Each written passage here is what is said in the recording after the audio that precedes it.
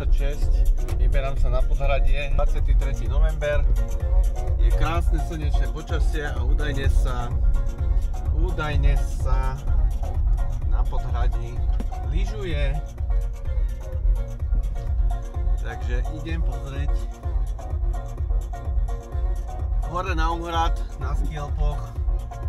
Teda, ak to nebolo fejkové video. Tuto teplomer ukazuje 8 stupňov. Nie, 8 síce ukazuje, ale vyšiel som z garáže. Určite menej. Uvidíme, či fakt je toľko snehu na Podhradí. Takže teším sa. Krásne počasíčko. Javorina.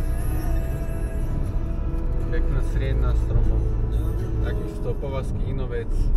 Teraz za brezami nevidno ho. Úhrad. Tak na Podhradí to vypadá takto. Zatiaľ som nič nezobral, lebo neviem. To bolo také blbé, ale dá sa, že snehu je tu dosť. Slnečko svieti. Asi nie. Na tom Úhrade nie je asi až toľko snehu. Nevadí. Konečne prebehnem si na ten Úhradík. Ako škoda zničiť lyže. Škoda zničiť lyže ešte pred sezónou. Tak šlapem pomaly na Úhrad. Ako v lese je sneh, ale na lyže zúfalo málo. Ako vyšlapať by sa to dalo na pásoch a dole čo, zniesť. Takže takto. Dáme aspoň ten vrchol hore Čajík.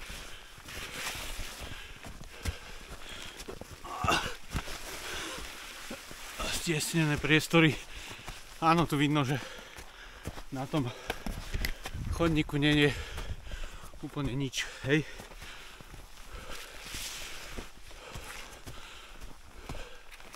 Tak tých výstupových trás hore je viacero. No.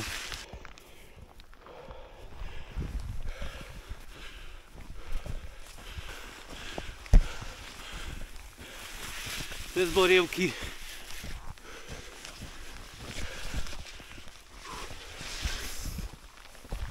Nazdar. Ako? No pohode, krásne, treba sa na seba pozrieť. Aha. Hore vyššie to bude ešte lepšie. No pekný výhľad. Hore vyššie, kúsok vyššie to bude úplne perfektné. Sám? Jasné, ja najradšej sám. Dobre, maj sa. Čau. Takže takýto pohľad na hrad. Pomaly sa blížim k vrcholu. Ešte záverečný stupak. Najstrmší.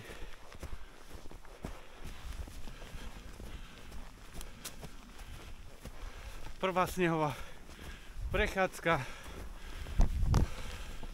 tejto zimy bude v polovici, a to na vrchole Úhradu s výhľadom na Topolčiansky hrad. Tu odbočím na vrchol a potom to zokruhujem tadiaľ to rovno. Teraz kúkneme tu z vrcholu. X razy som tu bol na bajku.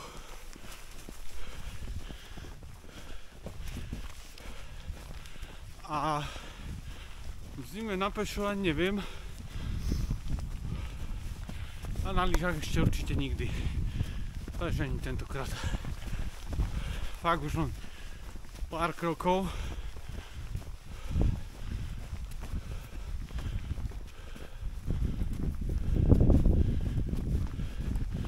Posledný 3-metrový stupáčik a vrcholová kniha.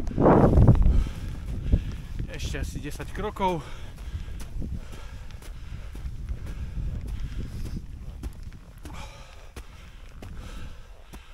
A som tu.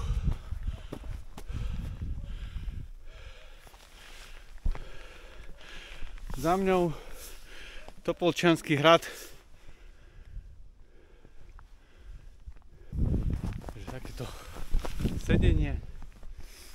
Spravím si vrcholovú fotku a idem dole. 685 metrov. Tak západná strana Úhradu. Už to nie je prašan, ale bolo to tam také už vlhkejšie. A uvidíme, no to bude jasné, takže asi to primrzne.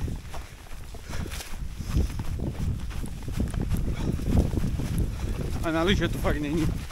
Cítim kamene pod nohami. Snety všade.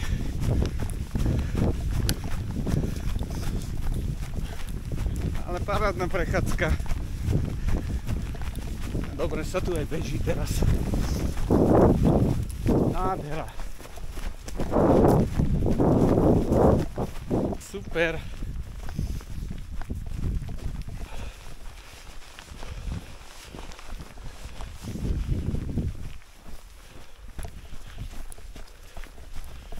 Blížim sa k odbočke.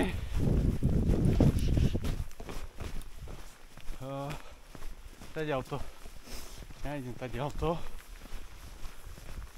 Určite. Podhrade 55 minút. Chaty pri vlekoch 30 minút. Takže na Mačacú skalu 35 minút. Hop. No.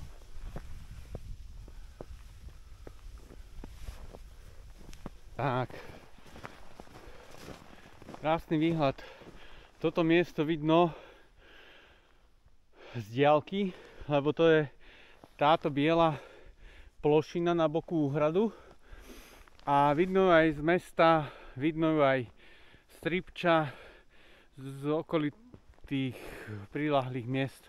Krásne toto miesto je identifikovateľné a je tu takáto lavička a určite by to bolo krásne sledovať východ slnka. Takto si tu sedieť a pozerať východ slnka, prípadne nočnú oblohu a krásne svietiace mesta pred nami. Topolčany, tam je Partizánske a tam Vánovce. Z tohto výhľadu vidno 3 okresné mestá a priľahlé dediny. Od listnatého lesa, asi tam boli prevažne buky, nevšimol som si. A dostávam zás medzi tieto borievky. Ja si pamätám, keď tento kopec bol ešte holý a sa to tu lyžovalo. Ten vlek, čo je vlastne po ľavej strane z hora alebo po pravej z dola, tak ten ťahal tam na bok a to sa to zlyžovalo presne k tomuto druhému vleku, pri ktorom za chvíľku budem. Ako dalo by sa to aj teraz pomedzi tie borievky, hlavne tu po tejto ceste. Tak na záver ešte prehliadka nádvoria Topolčianskeho hradu. Takto nejak vypadá trúcanina Topolčianskeho hradu.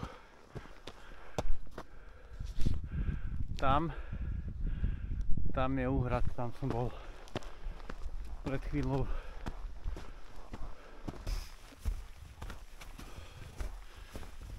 Idem do tejto vnútornej časti, alebo vojdem do vnútornej časti.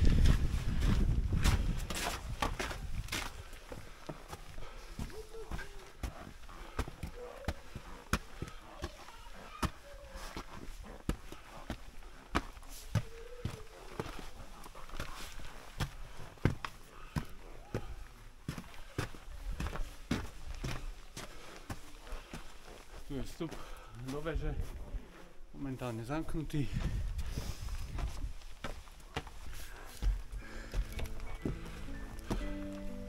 Tu je ešte výhľad na severnú stranu. A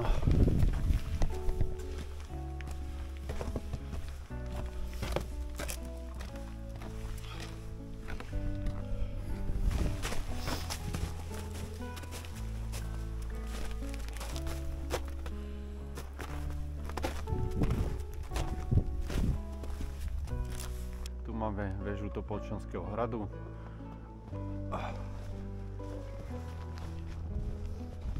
Celé nádvorie.